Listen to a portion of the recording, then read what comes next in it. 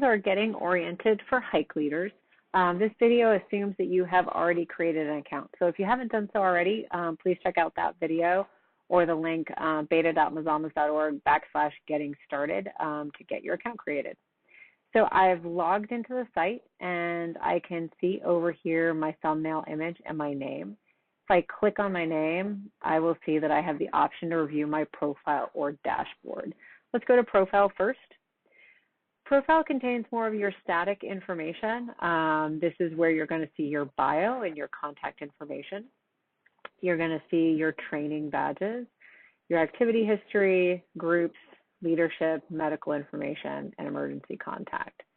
You can edit some of these fields. So if you want to edit your bio, you would click on this edit here.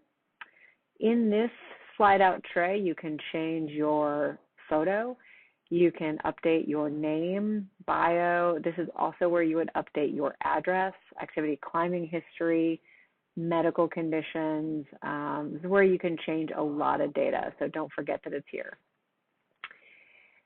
If you scroll down, you're going to see badges. These are training requirements or achievements that you've had within the Mazamas.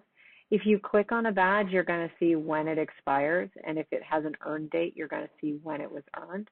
That's pretty key information for your training records, so be in tune to that. If you think you have a badge that isn't here, you can click on Request a Badge.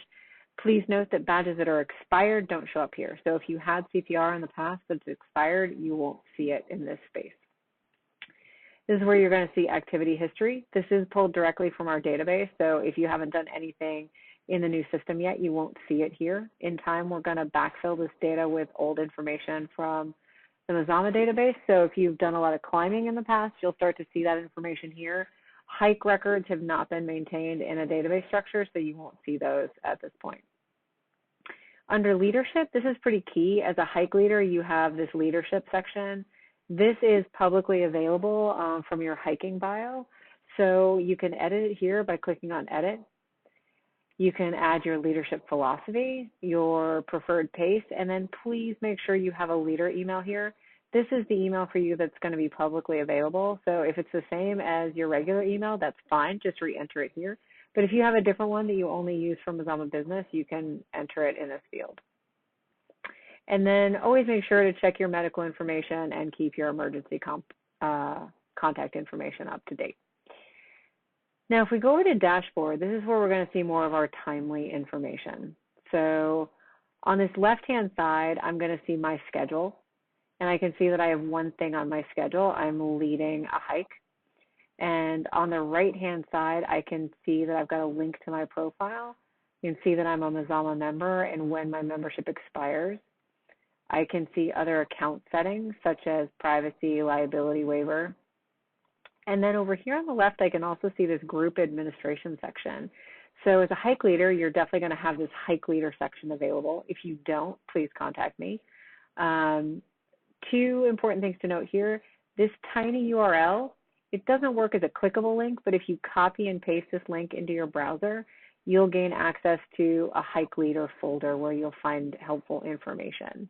You'll also see all of the other people that are in this group, and it orders people by status within the group or status and right permission set. So you'll see group admins first, then schedule proposers. Those are people who can propose hikes for the schedules. Then it's going to roll all the way down to group members. If somebody has set their privacy so that Mazama members can view their bio, you will be able to click on a person's information and see their profile.